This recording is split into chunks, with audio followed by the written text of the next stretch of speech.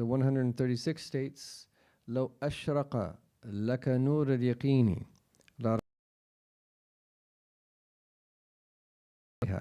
ورأيت محاسن الدنيا قد ظهرت كسفة الفناء عليها.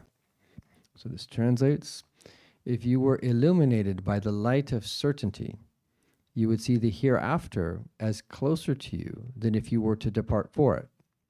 And if you would see the darkness of annihilation displayed on the beautiful traits of this world.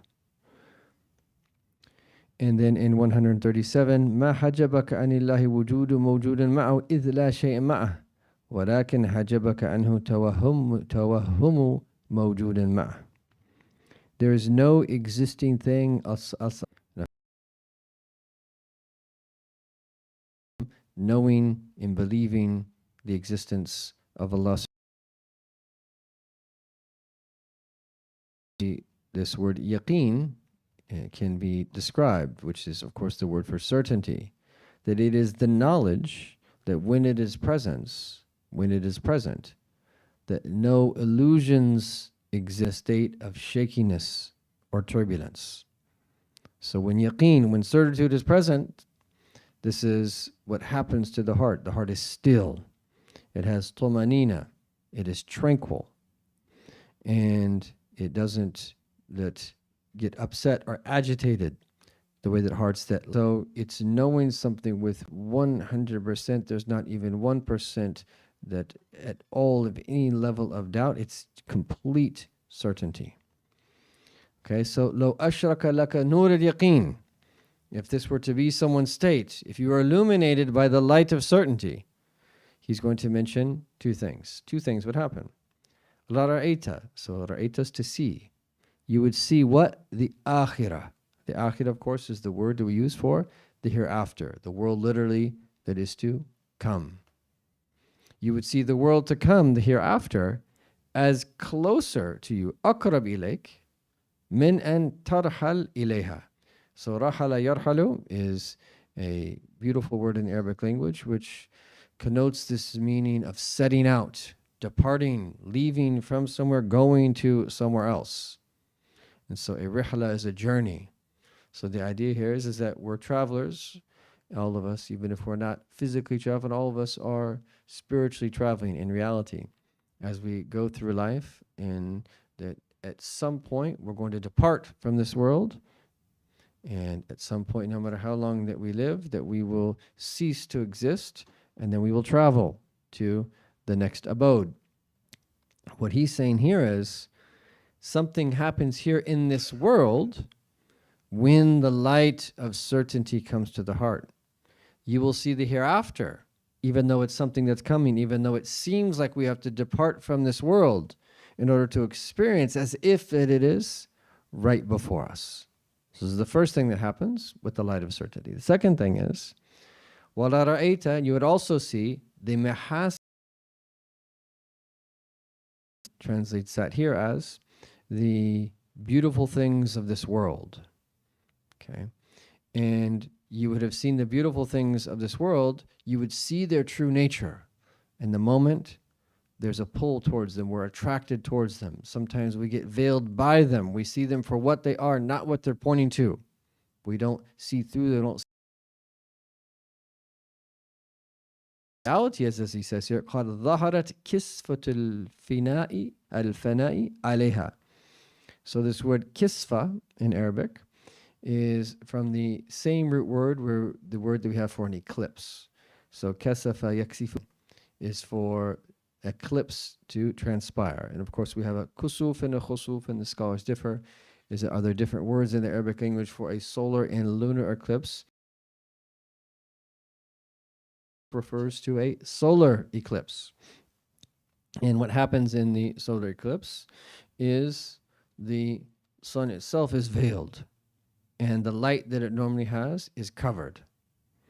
And what he's saying here is this, using the same metaphor, is that you can pronounce it kasfatul fana or kisfatul fana. Both of them are correct with a fatha on the kaf or a kasra.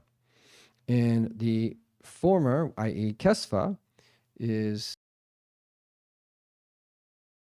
with the kasra something else, a piece of some sort that covers this meaning of an eclipse. And so the whole point is something's being covered. You're seeing one thing, but the reality is that other thing is still there, but it's just blocked. And what he's saying here is that even though the things of this world seem as they appear to be so real, when we have the light of certitude, we see them very differently. We'll see the kisfatat fana alayha.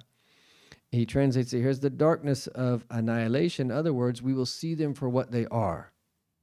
Is that it is closer to being like a mirage.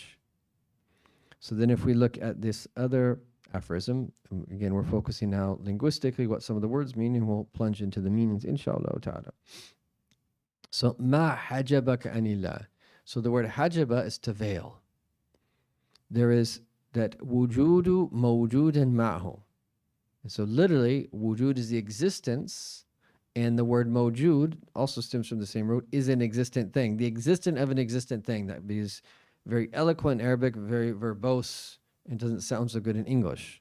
So we simply say there is no existing thing alongside Allah, yani ma'hu, that veils you from Him. And there's difference of opinion about this other part, إِذْ لَا شَيْءَ مَعَهُ. In some collections, they include it as a part of the aphorism, and others that they don't. But nevertheless, that translates إِذْ لَا شَيْءَ مَعَهُ, for there is nothing alongside Him. وَلَكِنْ, rather, حَجَبَكَ عَنْهُ تَوَهُّمُ مَوْجُودًا مَعَهُ. What veils you is the illusion that there is an existing thing alongside Him. So this word tawahhum, when we speak of it in verbal form, it's to imagine something, of course, erroneously, to be under the delusion of something. And of course, stemming from the trilateral root, wahama yahimu wahman, which is to believe something erroneously, to have illusions or to be deluded. So the veil comes from, he's saying here, the tawahum, these fanciful imaginations, these illusions, believing something to be true, but it's erroneous, it's actually not true. This is what really veils us, because nothing in reality exists alongside Allah, our Creator. Now, of course, they're created things, but they don't have real existence. The existence of every created thing is contingent, i.e., dependent upon the existence of Allah subhanahu wa ta'ala. Were it not to be for His existence, nothing else would exist. So this will be our topic, bi'idhnillahi ta'ala. Now, there are several hikam, several aphorisms in this collection that very well could be studied in books of aqidah, of belief.